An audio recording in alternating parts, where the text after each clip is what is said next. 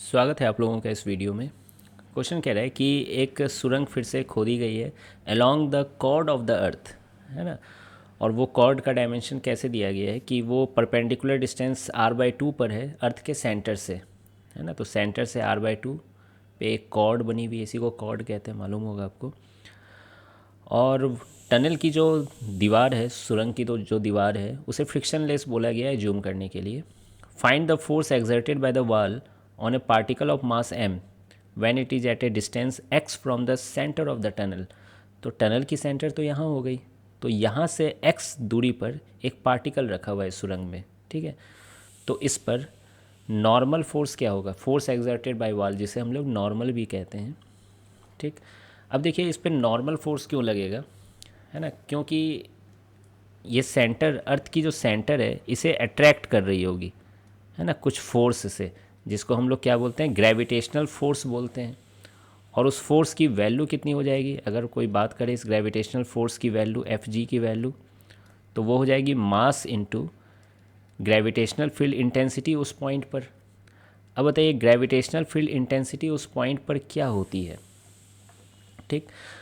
तो याद होगा कि सॉलिड स्फीयर के लिए पिछले क्वेश्चन में भी यूज हुआ है, सेंटर से अगर r डिस्टेंस पे कोई पॉइंट हो तो जो ग्रेविटेशनल फील्ड इंटेंसिटी होती है वो होती है G capital M small r/r³, ठीक है। यहाँ x यहाँ यूज हो गया इसलिए मैं स्मॉल r नाम दिया हूँ। और डायरेक्शन किधर होता है, टुवर्ड्स द सेंटर होता है, ठीक है। तो ये भी तो टुवर्ड्स द सेंटर ही है ना, ग्रेविटेशनल फील्ड इंटेंसिटी लगेगी। मान लेता हूँ कि ये डिस्टेंस स्मॉल r है, ये डिस्टेंस क्या है, स्मॉल r है।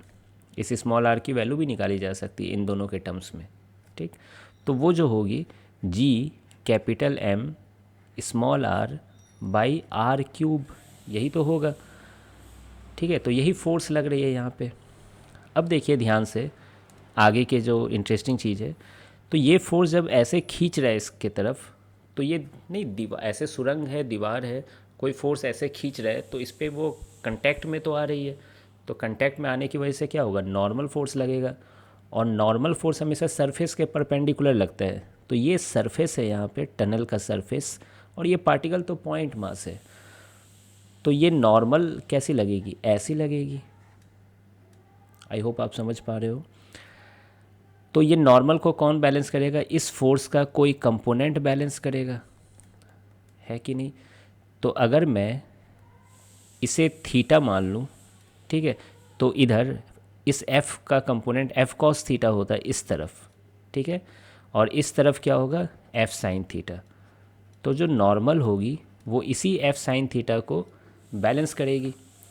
तो हमें समझ में आ गया कि नॉर्मल की जो वैल्यू होगी वो f इंटू साइन थीटा, ठीक है। जी यहाँ पे सिंबल की तरह यूज कर रहा हूँ मैं ग्रेविटेशनल फोर्स के अनुसार।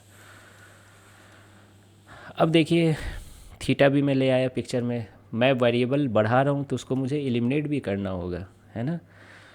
तो f की वैल्यू क्या है, यहाँ से उठा के रख लेता हूँ, small m capital G m small r by capital r³। और साइन थीटा की वैल्यू क्या है, आप देख सकते हो यहाँ पर इस ट्राइंगल में, राइट एंगल ट्राइंगल में sine theta equal to perpendicular by hypotenuse. तो r/2 divided by small r, मज़ा ही आ गया, स्मॉल r कट गए और एक कैपिटल R यहाँ से कट जाएगा। तो ये जो नॉर्मल की जो वैल्यू आ रही है, capital G capital M small m by 2 r² आ रही है।